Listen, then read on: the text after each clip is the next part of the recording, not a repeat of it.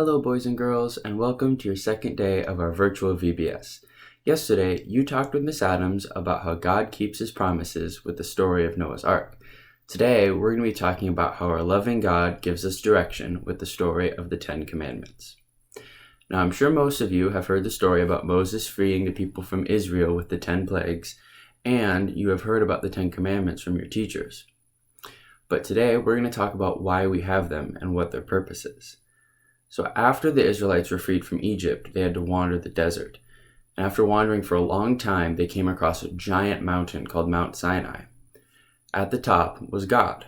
Moses went up the whole mountain to sit and talk with God, but the Israelites had to stay down below. Moses took a long time, and the Israelites grew very impatient. So they started to have parties where they would do lots of bad things, and even made fake idols with their jewelry and started worshiping them instead of God, thinking that God had abandoned them. God didn't like the things the people were doing, so he sent Moses back down with the 10 Commandments, a set of rules for his people to follow to help guide them and make them better people.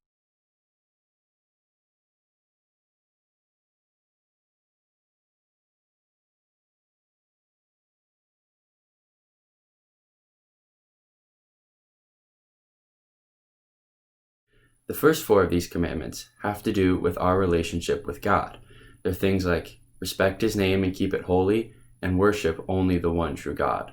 The last 6 are about our relationship with each other, like we shouldn't lie or steal. And number 6 says, thou shalt not kill. Now this commandment also means that we shouldn't hurt each other with our words or with our hands, so it's still one that we break very often. These commandments, we break them almost every day. But God didn't give them to us to punish us. It says in Exodus 19:5, if you keep my commandments, you shall be my treasured possession. Recently, we've been given another set of rules. We have to wear face masks when we go out in public. We have to get our temperature at some places that we go to. We have to use hand sanitizer and wash our hands very often. And my least favorite one is that I don't get to see my friends like I used to. But these rules were given to us to help keep us safe and guide us through this very difficult time, just like the commandments were given to his people.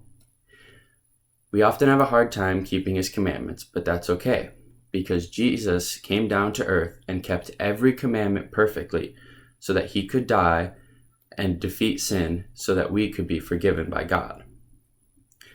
So, as you go about your day today, do your best to keep the commandments. But when you can't, and you mess up and you break one, remember that it's okay, because all you have to do is ask God for forgiveness. Have a great day, everyone.